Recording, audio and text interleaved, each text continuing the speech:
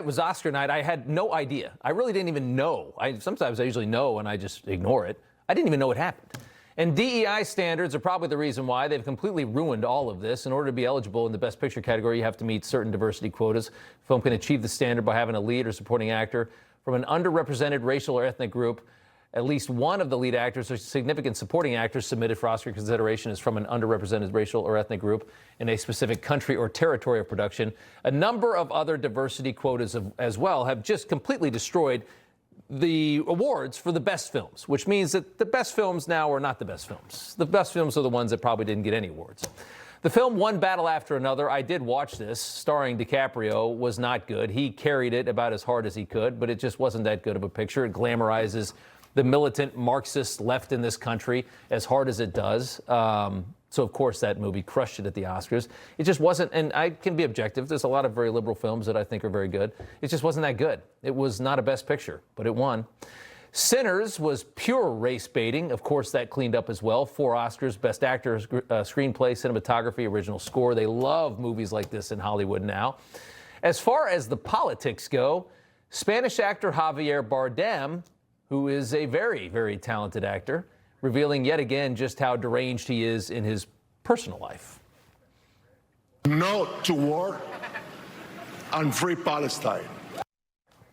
No to war and free Palestine. So you're okay with the Jews getting slaughtered, and you also are okay with the Iranians being slaughtered by the regime. You want to make sure that the Iranian regime can continue to kill its own people and oppress these people for coming up on 50 years now. And you also at the same time want to make sure that Iran's proxy, Hamas, gets a little breather as well so they can continue to kill the Jews. Thank you, Javier. And one more from last night's Oscars. Director David Borenstein with the Gaslight of the Century after winning Best Documentary. Take a look. Mr. Nobody Against Putin is about how you lose your country. And what we saw when working with this footage, it's that you lose it through countless small little acts of complicity.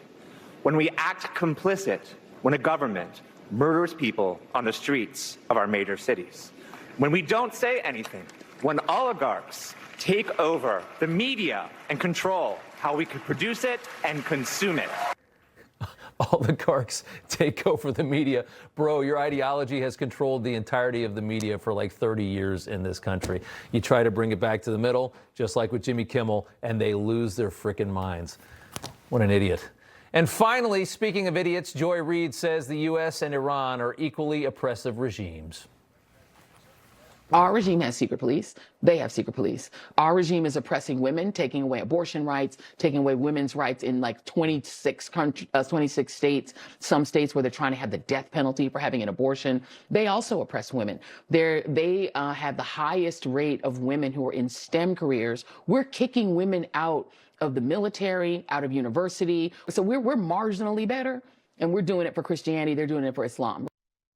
So let's look at the oppressions here of women. In the United States, it's not abortion on tap until the baby's in, kindergarten? In Iran, it's 2 nurses gang raped and tortured by security agents with the regime because they treated wounded protesters during the uprising against the regime. Pretty comparable, right, Joy?